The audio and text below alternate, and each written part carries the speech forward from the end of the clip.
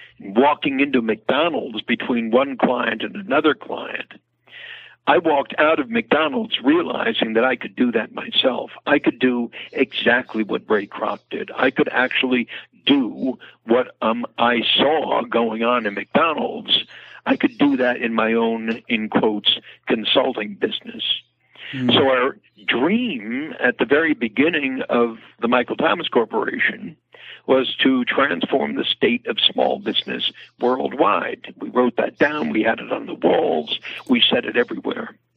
Our vision was to invent the McDonald's of small business consulting. In other words, I wanted to put an intelligent system into the hands of kids and enable them to deliver that system to any small business on the face of this earth. Didn't matter what kind of business it was. And so we set about to invent that system. So we had a dream, we had a vision, we had a purpose, and the purpose was that everybody gets to succeed in a business of their own. And we had a mission, and the mission was to invent the system that we could then hand off to relative novices who would become our, in quotes, E-Myth, later, at first, Michael Thomas consultants, and apply that to any business on the face of this earth. And that's what we did. Fantastic. So, yes, we had to work in it while we're working on it.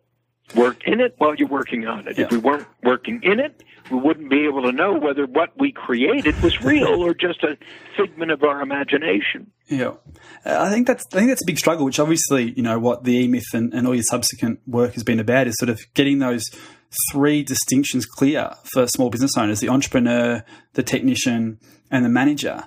Like, how does someone go if, you know, because you're obviously wearing all those three hats from day one, more so that technician hat. How does someone actually start to transition away from being the technician in a business if they've been operating as a mechanic or a carpet cleaner or an accountant for the last 10, 15 years as that technician, as the person that's named on the building, the person that the customer wants to call? How do they start transitioning themselves away from being that go-to technician in a business?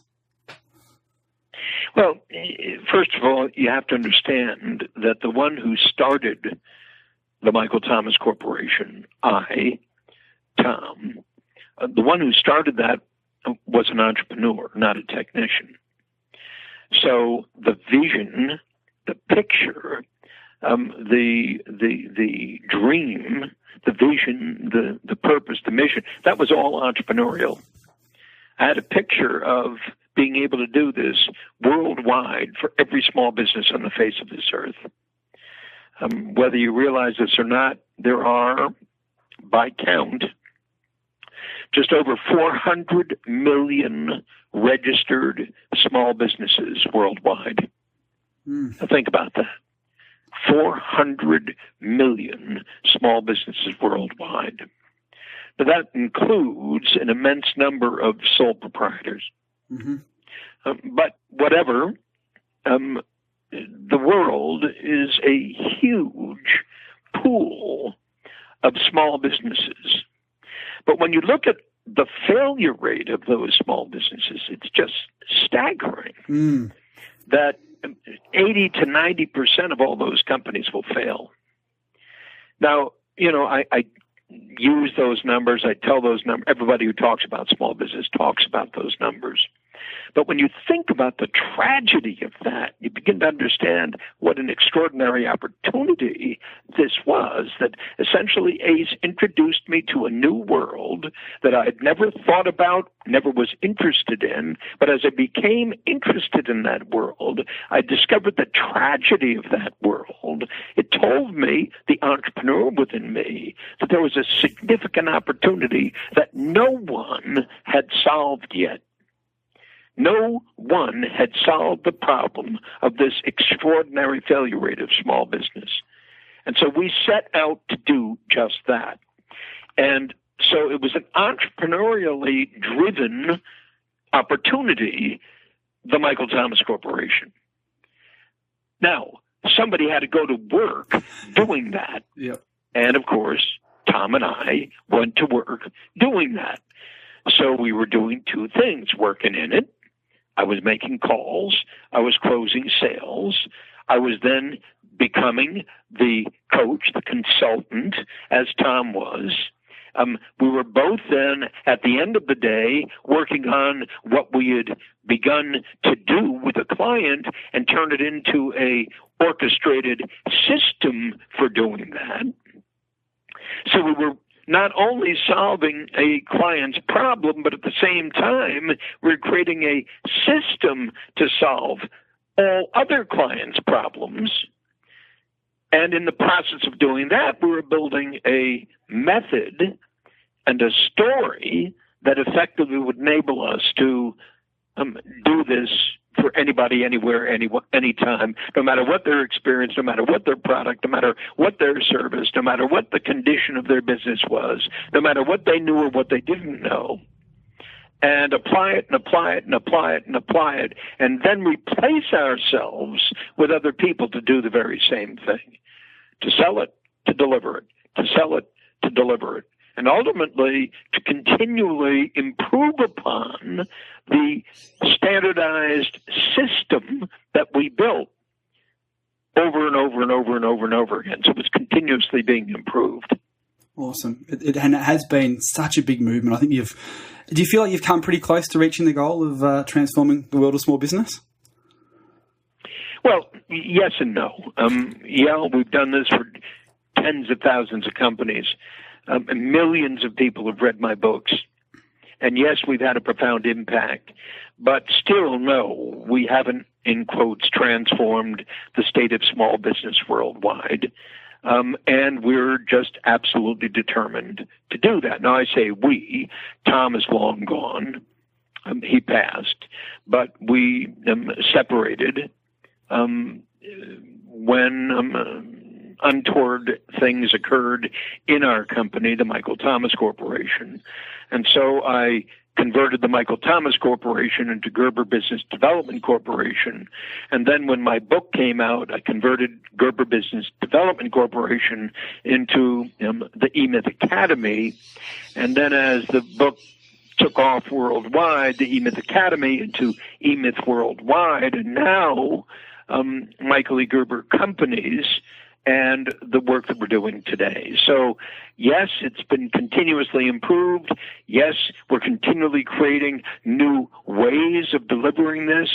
And most important, I've left the business of fixing broken businesses, which is the primary focus of eMyth Worldwide, but and have gone into creating businesses that don't break.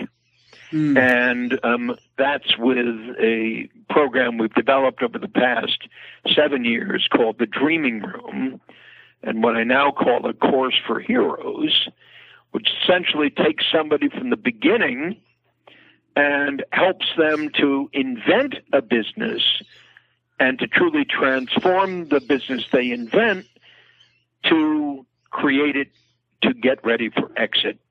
And so the entirety of this new system is what we've launched and taking worldwide, and very, very excited about. Fantastic. So am I correct in assuming that the Dreaming Room kind of came out of the book Awakening the Entrepreneur Within? They kind of came hand in hand?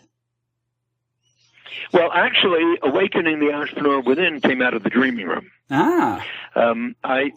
I led my very first Dreaming Room in December of 2005, and with a small group. There were about 30-some-odd people in that room, and a whole mixture of people who owned companies, people who were serial entrepreneurs, people who were just about anything you could imagine, and had no idea what was going to happen in that room. And we said, when we enrolled people, we're going to awaken the true entrepreneur within you. Now, they'd look at me skeptically, but everybody who came to that Dreaming Room had read my eMyth books, were already fans and lunatics about eMyth.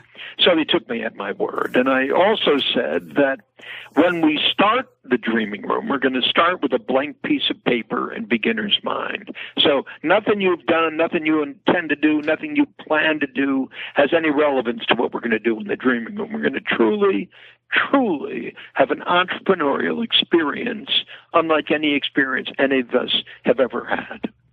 And they would ask me, well, how do you know you can do that? I said, well, we're just going to have to trust I can.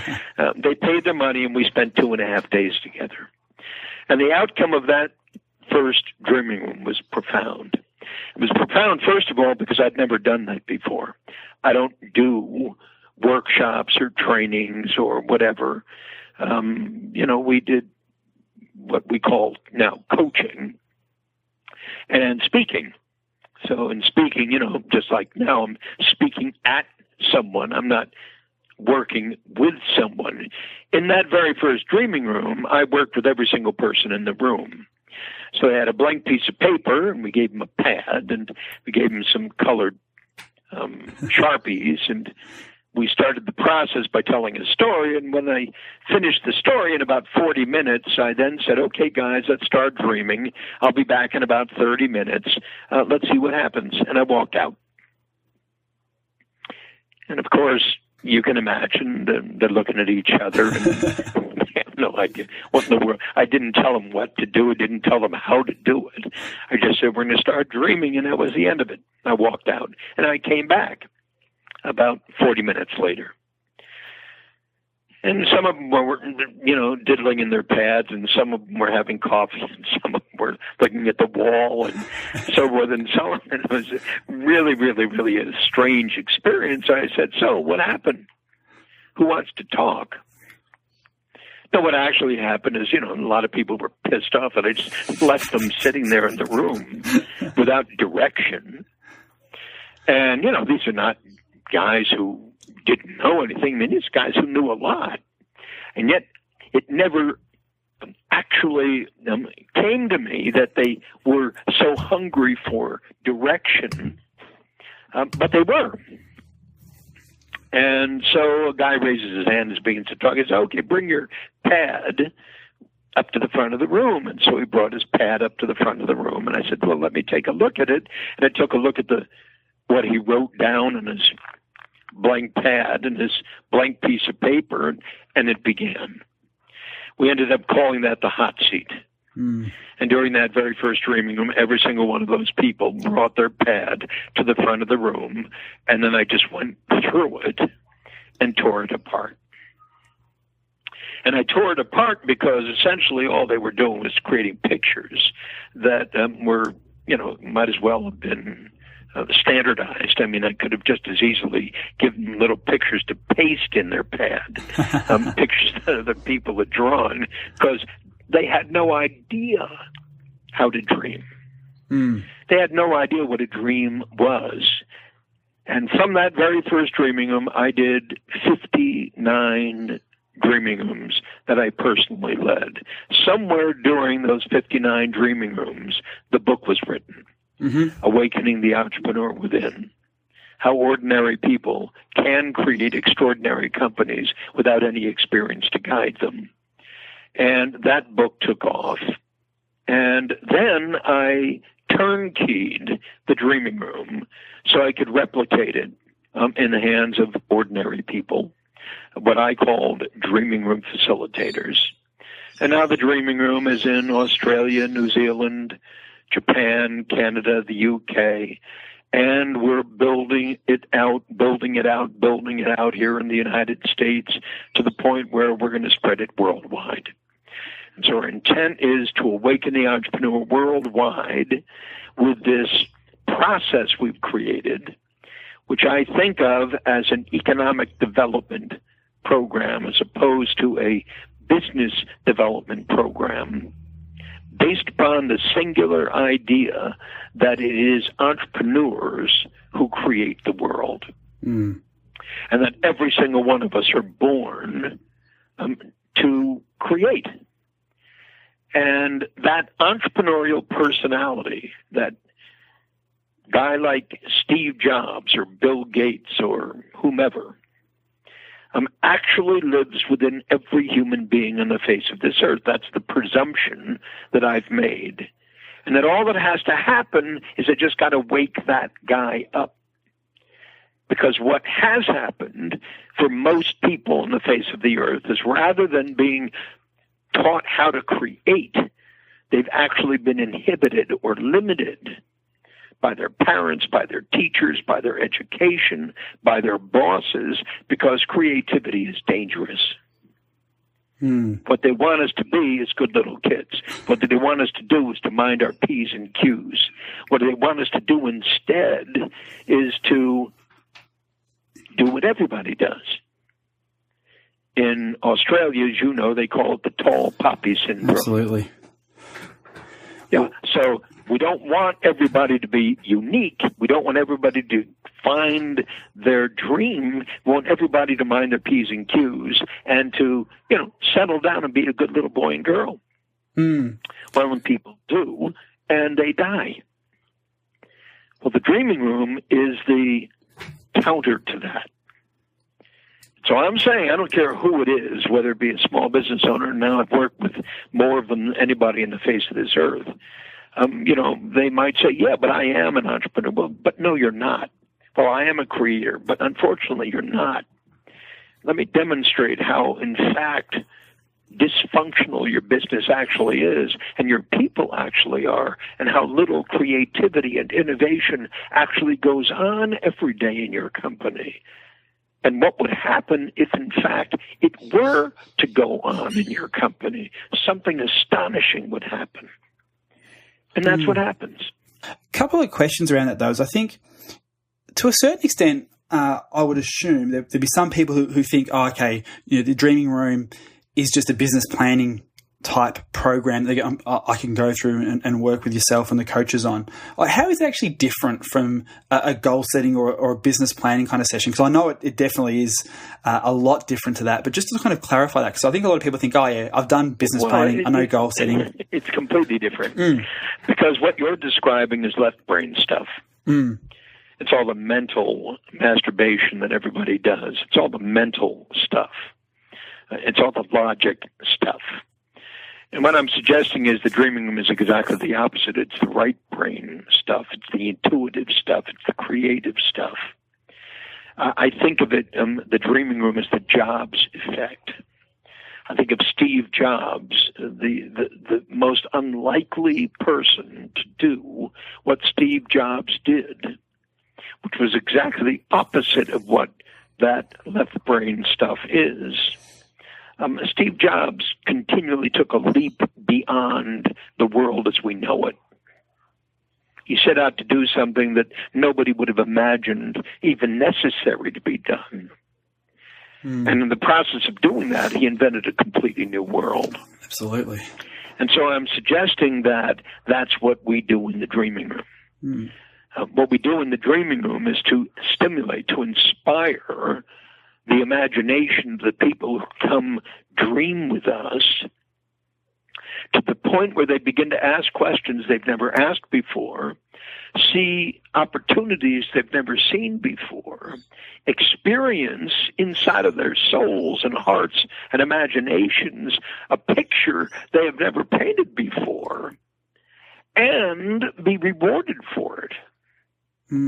So rather than sitting down to write a business plan, which is the most tragic thing anyone could possibly be invited to do, because it's stupid, because nobody who ever writes a business plan ever actually does it. What we do instead is we awaken the entrepreneur, the Imagineer, as Walt Disney calls it, within, the creator within.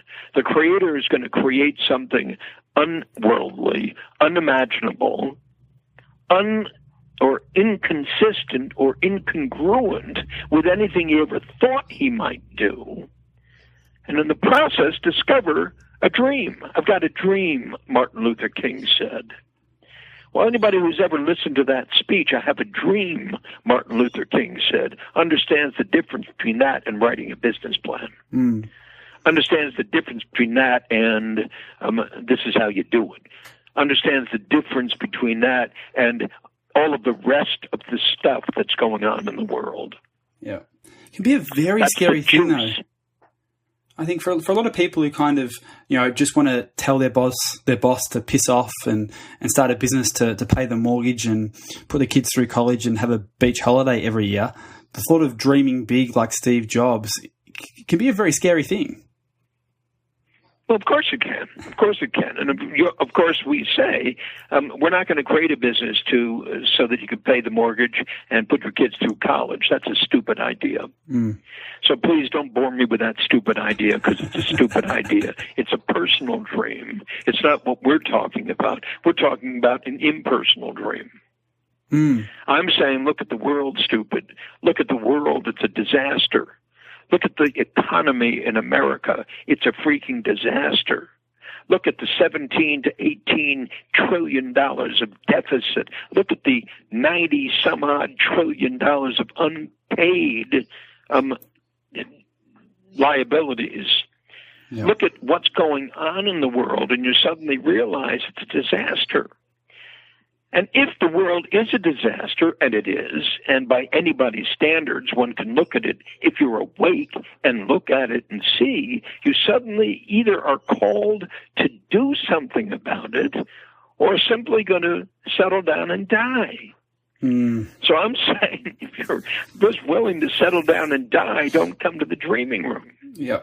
But if you truly believe the possibility may exist that there's somebody inside of you who you haven't been challenged by yet or challenged yet, then that's what we do in the dreaming room.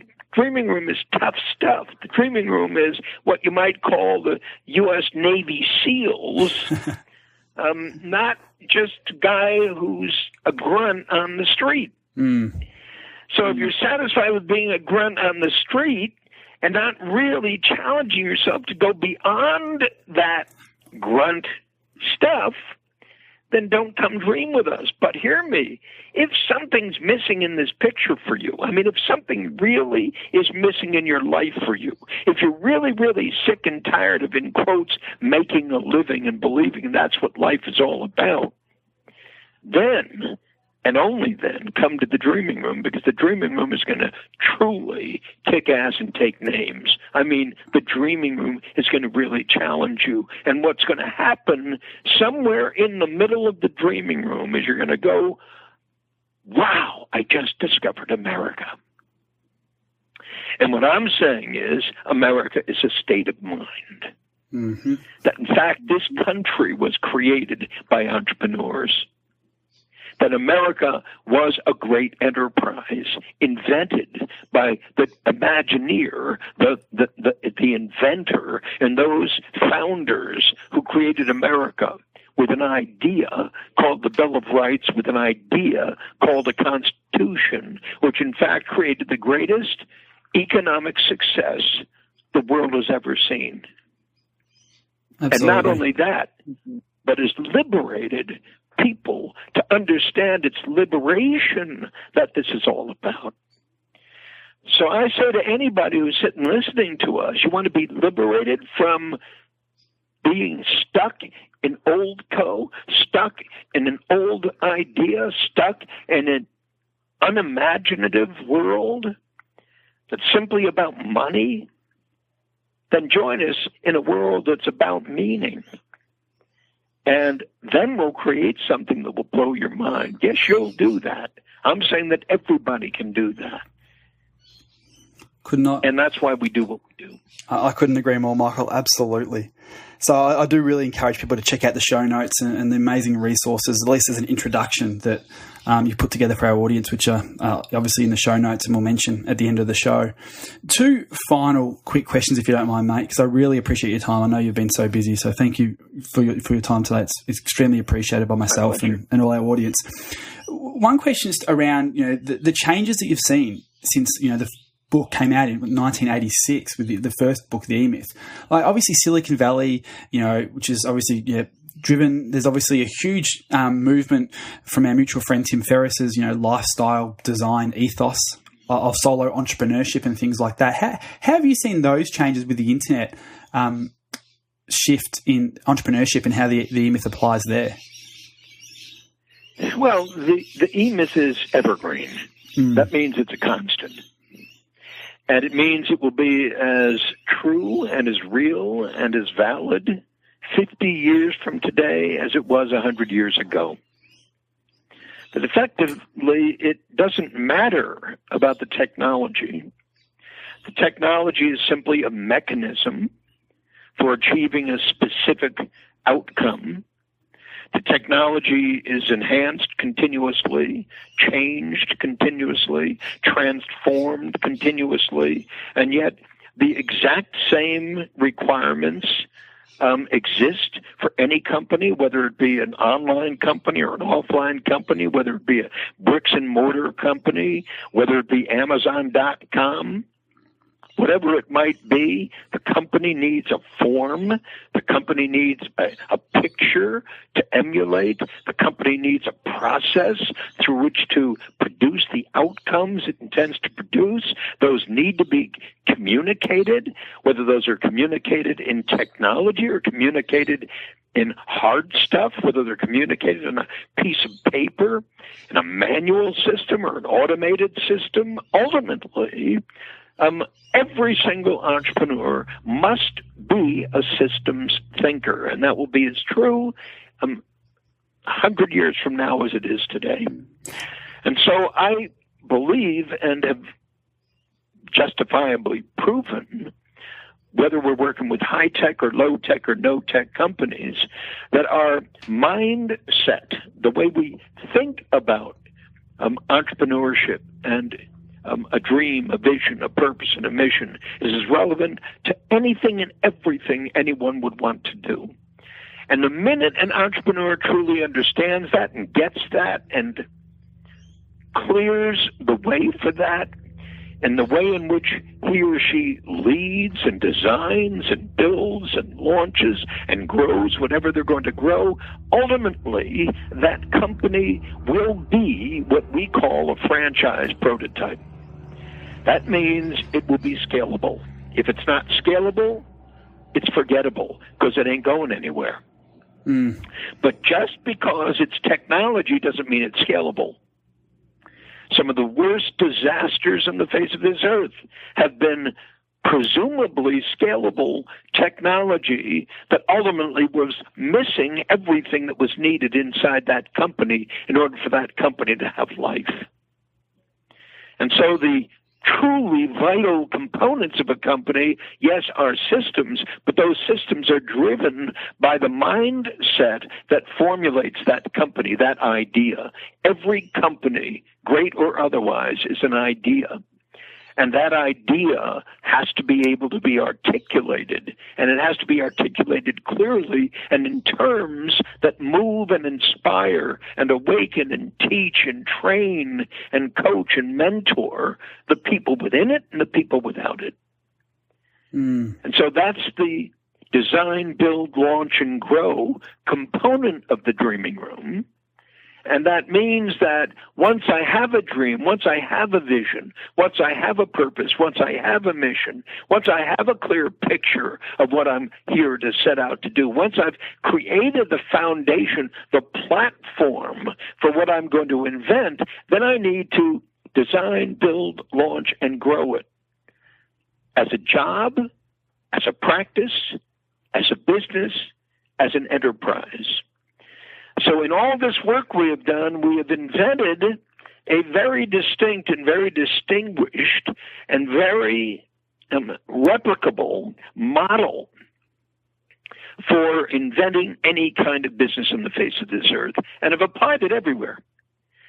And in 30 languages, and in 145 countries, and in every industry you can think of. And I know that will be true 100 years from now.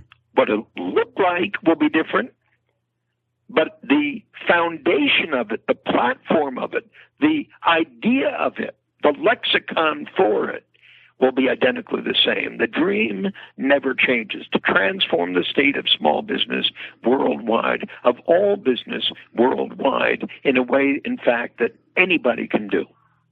That's the idea in my feverish little brain and the thing that I've been pursuing for the past 40 years. Yeah, well, it's absolutely been inspiring, and we've definitely used the ethos of the E-Myth in all the businesses that I've had the pleasure of being involved in over the years. One final question, Michael, which is the question we ask every single guest on the show. What's the one question I haven't asked you that I should have?